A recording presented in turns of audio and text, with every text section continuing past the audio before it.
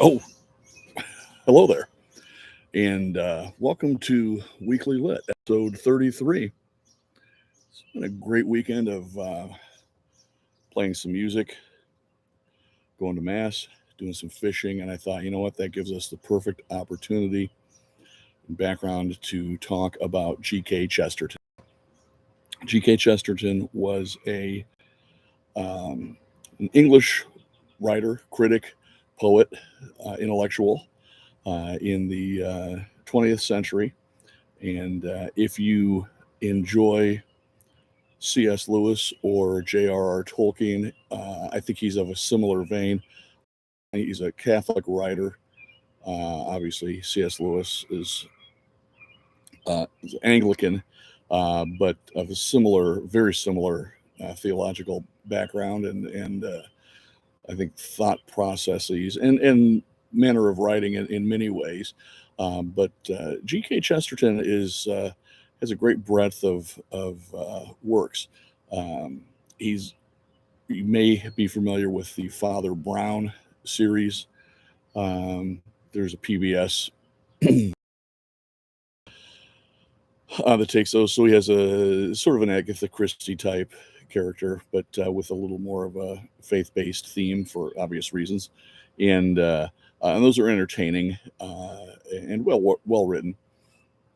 But he also did a lot of wrote great poetry. Lepanto is a fantastic poem. If you haven't read that, I suggest you do that.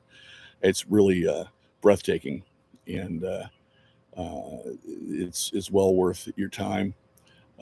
He wrote criticism. He was a great correspondent. Had I guess I would say duels or a rivalry with H.G. Wells and some other philosophers and thinkers of the time, but always uh, a joyful demeanor and well thought out analytical arguments presented though in a very jovial way. So I would consider him a happy warrior, uh, as we should be, and he demonstrated that attitude admirably and perhaps better than anybody. And also was quite a stout man and enjoyed uh, eating and drinking and tobacco. So he knew when to enjoy life's moments and uh,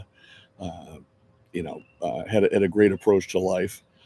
Yeah, the reason I've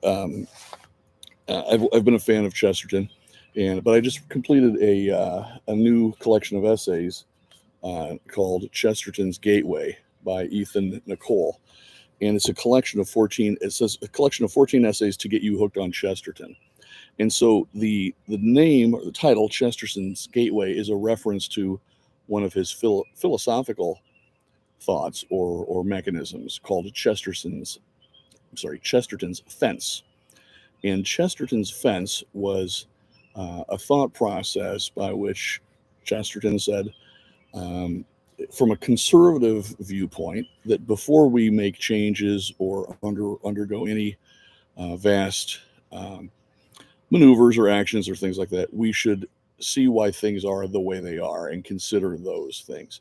And so the example that he gave for that as a metaphor was Chesterton's fence. That the yeah, if you come across a fence in in the woods somewhere or in a field, and you just acquired this real estate or something like that, before tearing down the fence, uh, to be intellectually vigorous and proper, you must first think of what is the best reason for the existence of that fence. Why was it put there?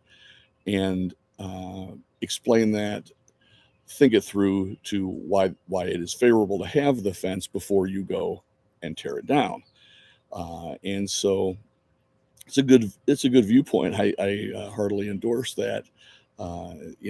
Just take your time, think things through, and reason as to why things are the way they are. Give a voice to the past. Give a voice to the past, a vote to our ancestors, as they say, And so that's one of his many thoughts and themes and mechanisms that are covered in his essays and works. So you might recognize the terms everlasting man, orthodoxy, uh, just a number of great works. And the collection here is annotated so that Ethan and Nicole did a very nice job in an informal manner of uh, giving a little bit of analysis and some footnotes with answers to questions you might have, and kind of working his way through.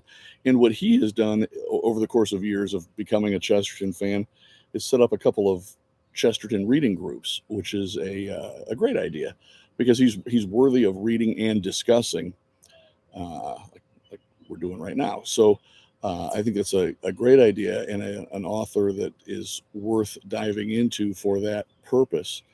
And kind of a very human, in one sense, larger than life, because he's quite a character, and yet in another sense, very human, because he's somebody that we can all relate to. And like I said, he was just a happy warrior. He, in fact, came over to Notre Dame in 1930 when, of course, Knute Rockne was coaching the Fighting Irish, and was a visiting professor for two series of lectures.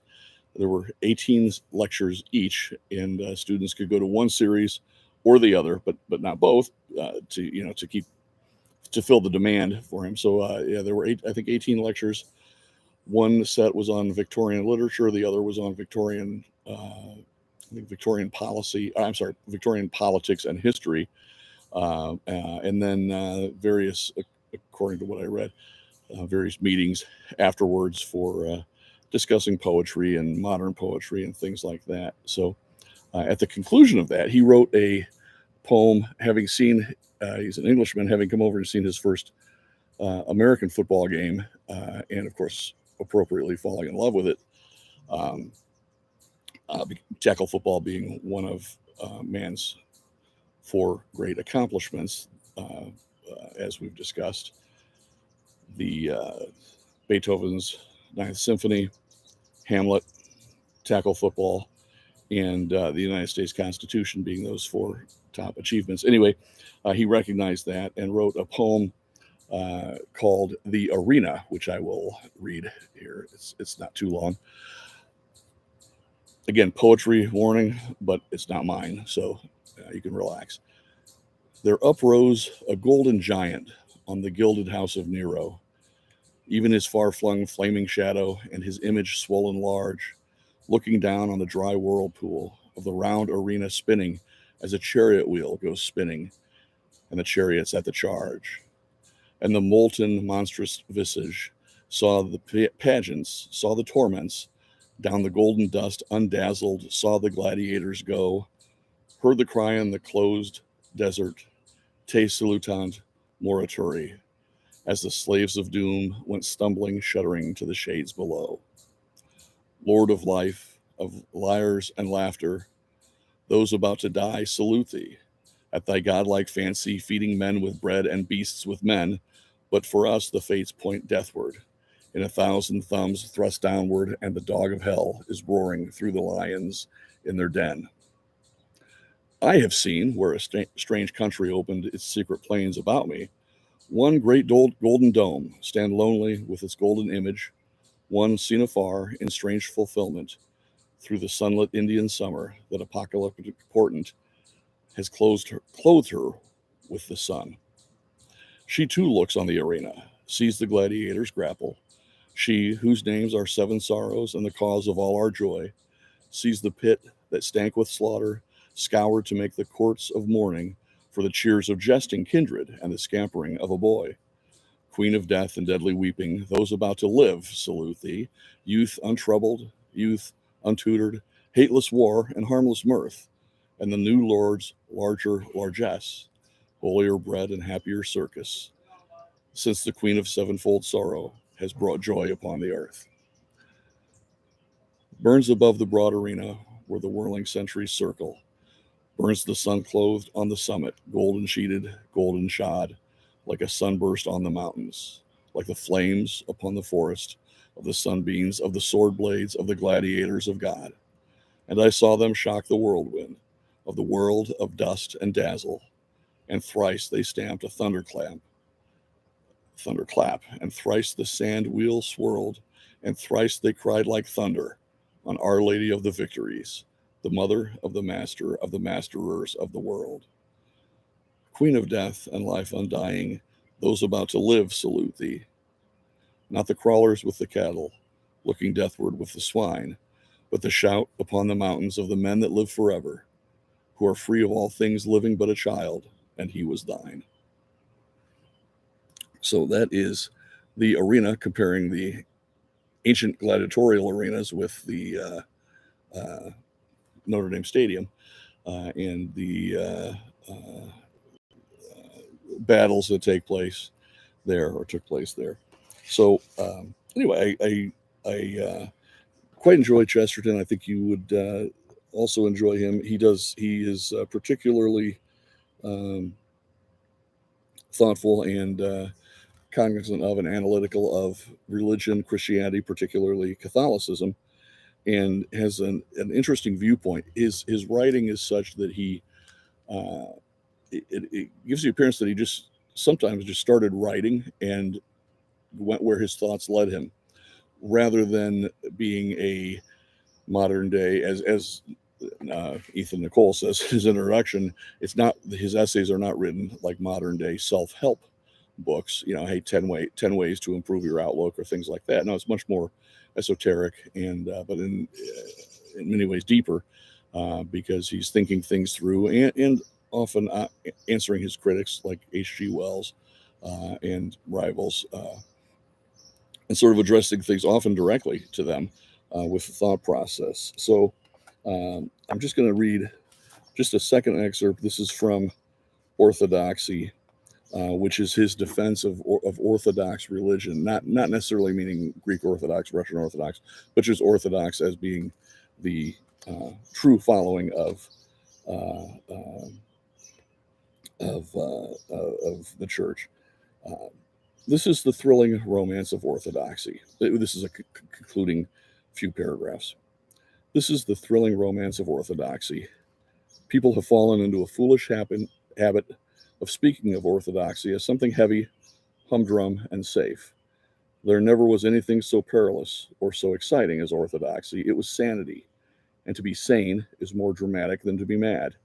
It was the equilibrium of a man behind madly rushing horses, seeming to stop this way and to sway that, yet in every attitude having the grace of statuary and the accuracy of arithmetic. The church in its early days went fierce and fast with any war horse, yet it is utterly unhistoric to say that she merely went mad along one idea, like a vulgar fanaticism. She swerved to left and right, so exactly as to avoid enormous obstacles. She left on one hand the huge bulk of Arianism, buttressed by all the worldly powers to make Christianity too worldly.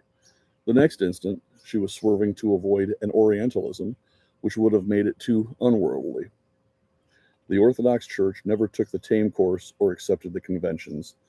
The Orthodox Church was never respectable. It would have been easier to have accepted the earthly power of the Arians. It would have been easy in the Calvinistic 17th century to fall into the bottomless pit of predestination. It is easy to be a madman. It is easy to be a heretic. It is always easy to let the age have its head. The difficult thing is to keep one's own.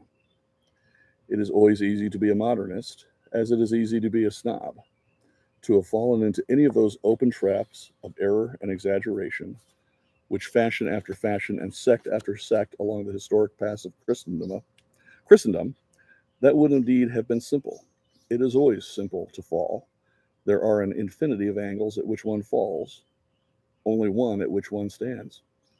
To have fallen into any of the fads from Gnosticism to Christian Science would indeed have been obvious and tame. But to have avoided all of them has been one whirling adventure, and in my vision, the heavenly chariot flies thundering through the ages, the dull heresies sprawling and prostrate, the wild truth reeling but erect. So, G.K. Chesterton, I highly recommend Ethan Nicole's Chesterton's Gateway. or just digging into Chesterton on your own.